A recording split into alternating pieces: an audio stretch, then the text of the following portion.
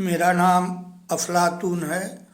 समाजवादी जन परिषद एक मुख्य धारा से अलग राजनीतिक दल है, उसका मैं संगठन मंत्री हूँ। आज मैं ये वक्तव्य दे रहा हूँ और शुरुआत में बताना चाहूँगा कि 2025 के 2 अक्टूबर को 2 घटनाएं हुई जिनकी ओर मैं ध्यान दिलाऊंगा। पहली घटना जो थी वो एक जागतिक स्तर की घटना थी। ग्लोबल समुद्र फ्लोटिला इस नाम से एक अभियान स्पेन से शुरू हुआ। करीब 40-45 नावें थीं जो समुद्र मार्ग से चली फिलिस्तीन के लिए। फिलिस्तीन की जो घेराबंदी की हुई है, जो दमन अत्याचार वहाँ इज़राइल के द्वारा हो रहा है, उसका प्रतिवाद करने के लिए कोई 40 देशों के छोटे छोटे जहाज, छोटी छोटी नावें ये इस अभियान में लगी।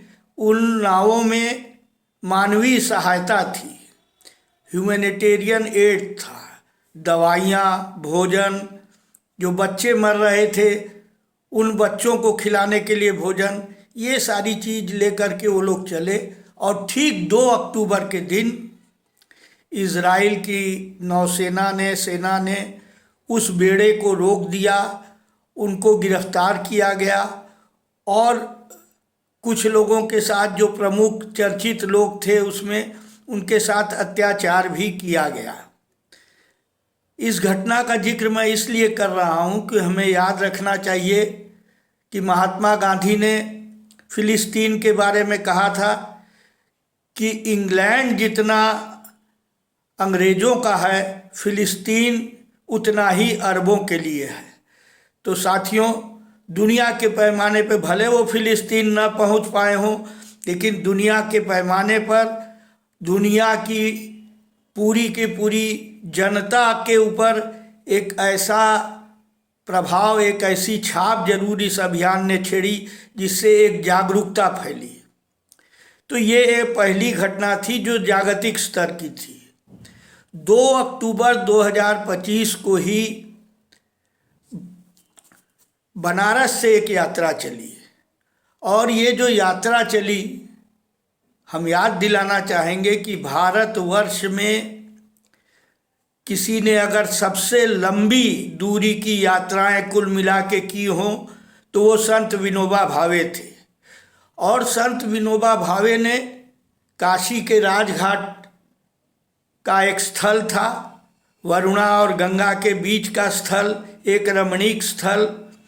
उन्हें लगा कि जो एक अनूठा अभियान, जो दुनिया में अनूठा था, जब देश की भूमि समस्या का समाधान करने के लिए संत विनोबा भावे ने जनता से, भूपतियों से, जमीन के मालिकों से दान मांगना शुरू किया। और ये बताना बहुत ज़रूरी है कि सरकारी स्तर पर जो भूमि सुधार के जो भी कदम उठाए गए, उनसे जो ज़मीन इकट्ठा हुई और बटी, उससे कहीं ज़्यादा ज़मीन संत विनोबा भावे के भूदान अभियान से, भूदान आंदोलन के दौरान इकट्ठा हुई और बटी। तो साथियों, इस भूदान आंदोलन का जो मुख्यालय है वो ये वाराणसी के राजघाट में, वरुणा और गंगा के बीच में बना।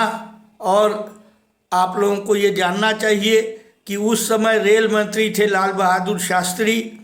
उनको सरकारी खजाने में कुछ राशि दे करके और पक्की तरीके से वो भूमि रेलवे से ले ली गई। लेकिन ये संपत्ति के संदर्भ में, जैसे संत विनोबा भावे की धारणा थी कि इसका हम समाधान करेंगे लोगों से मांग करके, दान ले करके, अलग अलग राजनीतिक दर्शन के साथ संपत्ति से क्या संबंध हो, ये अलग अलग नज़रिया रहा है। जैसे हम बताना चाहेंगे कि ये जो मौजूदा सरकार है, इसका नज़रिया जो रहा है वो शुद्ध रूप से कब्जा करने का, और जगह जगह, क्योंकि इनके आंदोलनों में नारे हम लोगों ने सुने हैं, 3 नहीं अब 30,000, बचे न एक को कब्र मजार। इस तरह की धारणा रखने वाले लोगों ने उस परिसर में जो गांधी विनोबा जयप्रकाश के दर्शन को लेकर के चलने वाला परिसर था, जहां समय समय पर मुझे याद आता है कि विनोबा जी के समक्ष लोकमान दीक्षित, तहसीलदार सिंह, इन चंबल के बागियों ने आत्मसमर्पण किया था, हथियार उनके पांव में रखे थे।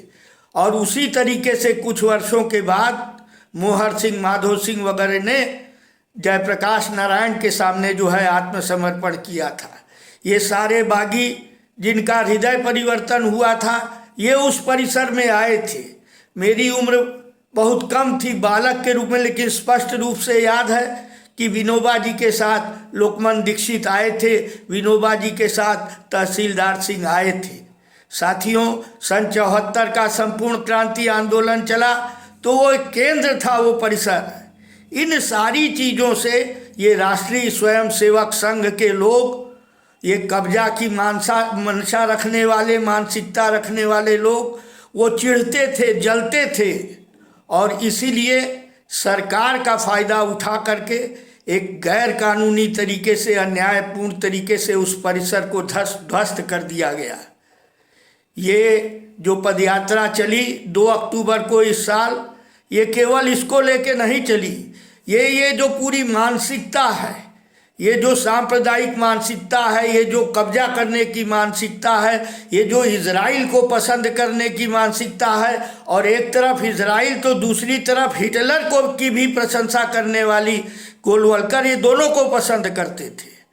ये जो मानसिकता है, तो साथियों, हमारी ये अपील है कि ये क्रांतिकारी पदयात्रा चल रही है और बहुत सफलतापूर्वक चल रही है। हमारा राष्ट्रीय सम्मेलन ठीक उसी समय है, इसीलिए हम शामिल नहीं हो पाएंगे। हमारे साथी चौधरी राजेंद्र शुरुआत के 4 दिनों में थे। हमारे उड़ीसा के समाजवादी जन परिषद के अध्यक्ष राजकिशोर दुलहरी और उनके बेटे सुमंत, ये दोनों 9 दिन थे इस पदयात्रा में। तो हम, लेकिन बाकी जिन तक हमारी आवाज़ पहुंच रही है, हमारी अपील पहुंच रही है, उनसे निवेदन करेंगे कि इस क्रांतिकारी, इस दंगा शमन की मानसिकता के साथ जो ये चली है पदयात्रा, और मुझे याद आता है, अंत में बताना चाहूँगा कि सर्वोदय आंदोलन के दौरान, सर्वोदय के सम्मेलनों में ये गाना हम लोग सुनते थे कि शांति के सिपाही चले, क्रांति के सिपाही चले, लेके खैर ख्वाही चले, माने दूसरों के भला करने की मानसिकता, लेके खैर ख्वाही चले, रोकने तबाही चले, शांति के सिपाही।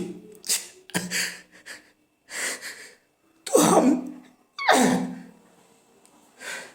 यही अपील करेंगे कि आप लोग अधिक से अधिक संख्या में शामिल हो। शायद इसका अंतिम स्वरूप सत्याग्रह में बदल जाए, गिरफ्तारियां हो, उसका मारेंगे नहीं, लेकिन मानेंगे नहीं कि मानसिकता के साथ ये पदयात्री सामना करेंगे, ये हमें पूरा भरोसा है। धन्यवाद। जय हिंद, जय समाजवाद।